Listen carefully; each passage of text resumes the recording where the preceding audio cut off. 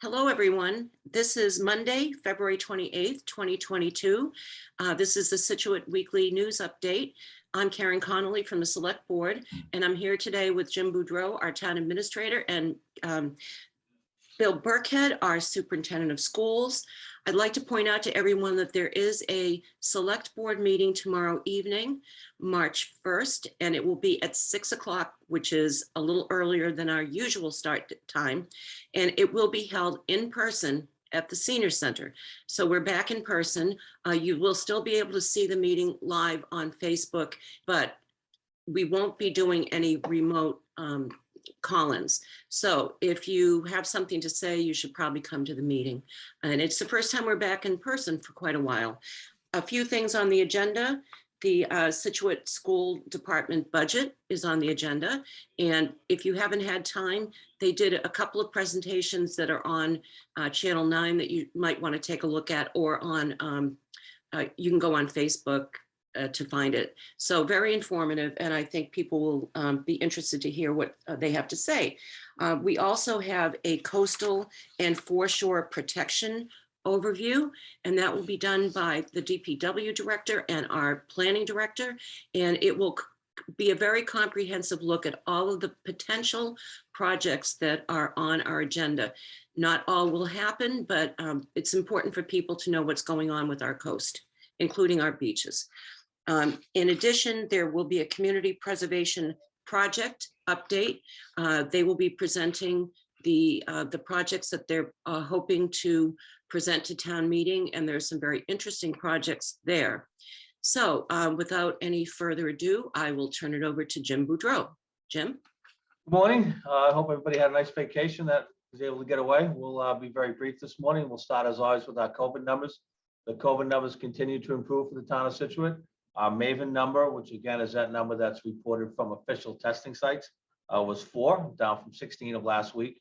The total numbers posted for the town, reported to the Board of Health, was 37, down from 55 of last week. That could be a little impacted by the fact schools weren't in session, so they would not have gotten a lot of reports last week, but those numbers are still trending in the right direction. Our positivity rating over the last 14 days was 3.97, down from 5.24.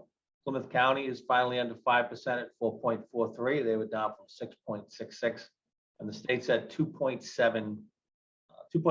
Sorry, down from 2.74 the previous week. So the numbers are all moving in the right direction. We still urge everybody to be vaccinated. Being vaccinated is still better than being unvaccinated. If you've been vaccinated, please get boosters. Marshfield Fairground and pretty much any pharmacy, you can get your booster shots or your vaccinations now. So we urge people to do that. The mask mandate, mask guidance has again been changed. The new guidance from the last several weeks is you do not need to wear a mask inside unless you or someone that you live with has a condition that would be made worse by COVID. So if you have an underlying condition or you live with someone who has an underlying condition, you should continue to wear masks. But right now there is no guidance to require mask wearing in public spaces. We do have some test kits available. We are working on a plan to develop them to the general public. However, seniors can pick up test kits starting this week at the Council on Aging. There is a limit to 2 per family. And again, now that school's back in session, we didn't want to do anything last week with people being away. So we'll come up with a plan to distribute some, probably several thousand to the residents on a first come, first served basis. And that announcement should go out sometime this week when those will be available. Witters Walk Clubhouse, just a very quick update. The floors are done. We're on the punch list at Witters Walk Clubhouse. Tomorrow's our big day. Tomorrow's the day that responses for the RFP for running the concession to do. We've had at least one local restaurant that has expressed interest. We've had probably a half dozen businesses that have been through the space. So we are really hopeful that we'll get someone to bid on it this time and get someone in there, get that up and running. The space looks great. Once they clean it up a little bit, we'll post some pictures so people can look at it. I think people are really going to be happy with the way the clubhouse turned out. A water update, the green sand filter, which is off Tack Factory Pond that we've been working on, has been tested and approved by the DEP. So that system will now start going back into the water distribution system. We are expecting to turn that back on tomorrow. That may cause some discoloration of water in the west end, as it will change the flow of water direction in the pipes, which could stir up some sediment. That should not last very long. but it is possible. For those who don't remember, the green sand filter takes iron and manganese out of the well water, which is one of the major causes of discolored water at Scituate. So we are very happy to bring that well back online, but to bring it back online without the iron and manganese and no longer contributing to the discolored water. So people may see some discolored water. It's not sure, but it shouldn't last very long once the system gets back to an equilibrium.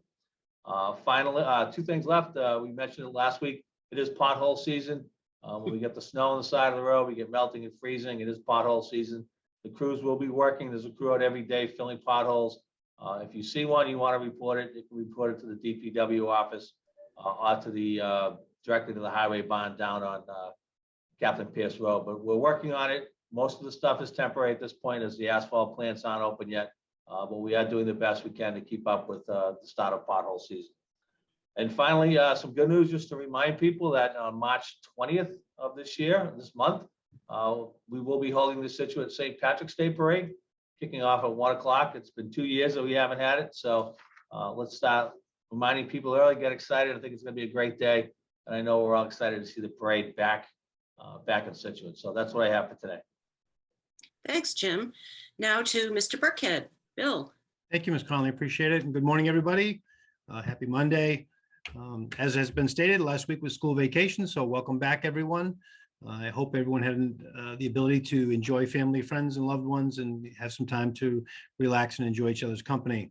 We're excited to have folks back today. We didn't have cases over the vacation week, but as a reminder, our cases were trending similar to the towns, very low.